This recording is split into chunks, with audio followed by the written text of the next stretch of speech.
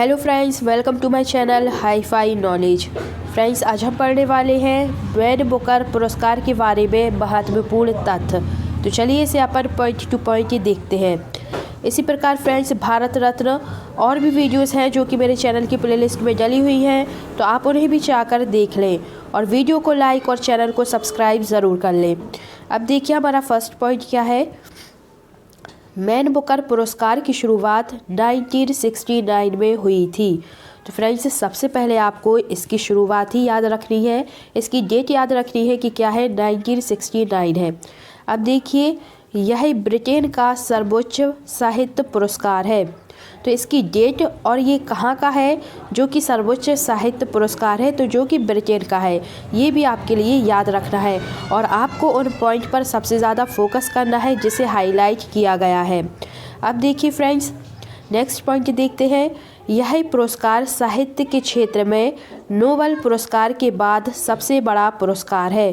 तो एग्ज़ाम में क्वेश्चन पूछा जाता है कि मैन बुकर पुरस्कार किस पुरस्कार के बाद सबसे बड़ा पुरस्कार है, तो ये नोबेल पुरस्कारों के बाद सबसे बड़ा पुरस्कार है मैन बुकर पुरस्कार। अब देखिए, यह पुरस्कार बुकर कंपनी एवं ब्रिटिश प्रकाशक द्वारा संयुक्त रूप से दिया जाता है। तो आपको याद रखना है कि कहाँ से संयुक्त रूप से दिया जाता है, तो बुकर कंपनी एवं ब्रिटिश प्रकाशक द्वारा ये दिया जाता है। यह पुरस्कार साहित्य के क्षेत्र में दिया जाता है। फ्रेंड्स देखिए, बहुत सारे पुरस्कार हैं और ये एग्ज़ाम में हमेशा से पूछा गया है कि किस क्षेत्र में दिया जाता है। इसी प्रकार से और भी जो पुरस्कार हैं वो भी आते हैं कि ये किस क्षेत्र में दिया जाता है। मैं उसकी भी आपके लिए सेपरेट वीडियो लाऊंगी। अब देखिए नेक्स्ट पॉइंट क्या है हमारा। 2 बार बुकर पुरस्कार प्राप्त करने वाली पहली महिला एवं ब्रिटिश नागरिक हिलेरी मैंटल है। तो हिलेरी मैंटल ऐसी महिला हैं जो कि पहली हैं और जिन्होंने 2 बार बुकर पुरस्कार प्राप्त किया है। तो आपको ये याद रखना है कि 2 बार किया है और पहली महिला है, तो वो कौन है, हिलेरी मैंटल। अब देखिए नेक्स्ट चलते हैं। मैन बुकर पुरस्कार अंग्रेजी में लिखे उपन्यास के लिए प्रदान किया जाता है। तो आपको केवल याद रखना है कि ये किसमें, इंग्लिश में लिखे जो उपन्यास होते हैं अंग्रेजी में, उसके लिए ये दिया जाता है। अब देखिए, मैन बुकर पुरस्कार प्राप्त करने वाले भारतीय। तो देखिए, मैन बुकर पुरस्कार प्राप्त करने वाले भारतीय कौन कौन से हैं और इनकी जो बुक है, किसकी मतलब जिसके लिए इन्हें बुकर पुरस्कार मिला है और कब मिला है, ये सन और इनकी बुक और नाम, आपको तीनों चीज़ें याद रखना पड़ेंगी क्योंकि ये तीनों पॉइंट आपके एग्ज़ाम में आए हुए हैं। इतना इनकी डेट नहीं पूछी गई है, लेकिन इनकी जो बुक है ये जाने क्या बार कितने बार ये एग्ज़ाम में पूछी गई हैं, तो आपको ये याद रखना है। अब देखिए, मैं इनकी आपके लिए ट्रिक भी बताऊंगी कि आप इन्हें कैसे याद रखिए। देखिए, BS नायपॉल, इन्हें किसके लिए मिला था, in free state, in uh free state. तो और कब मिला था, तो 1971 में मिला था। तो आपको कैसे याद रखना है कि BS नायपॉल जो थे फ्री में पूरा स्टेट घूमना चाहते थे।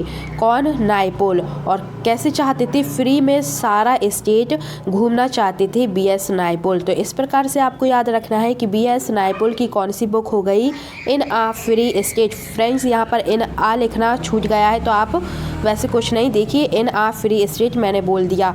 अब कब मिला था, तो 1971 में मिला था BS नायपॉल को। अब देखिए, सलमान रश्दी, तो इनकी बुक क्या थी, मिडनाइट चिल्ड्रन, और इन्हें कब मिला था, तो 1981 में इन्हें मिला था।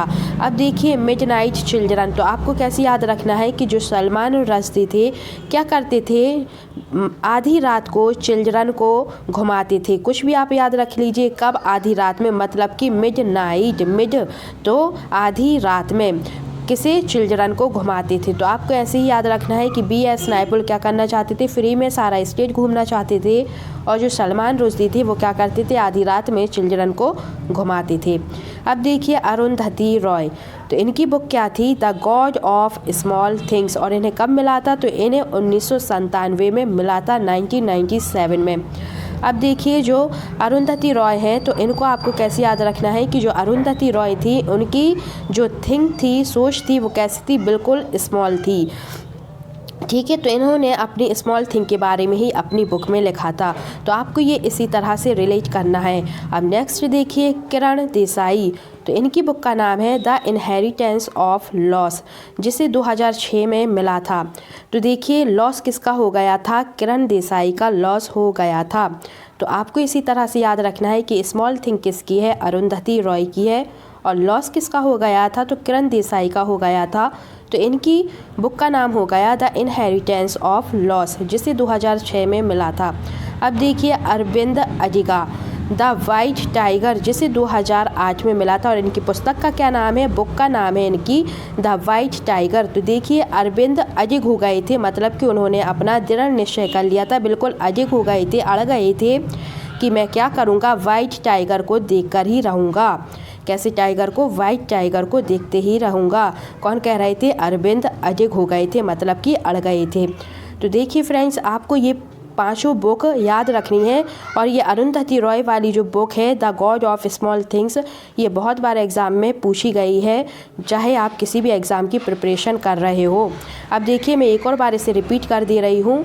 BS नायपॉल क्या चाह रहे थे कि फ्री में सारा स्टेट घूम लूँ, और जो सलमान रश्दी थे वो क्या करते थे, आधी रात में चिल्ड्रन को घुमाते थे।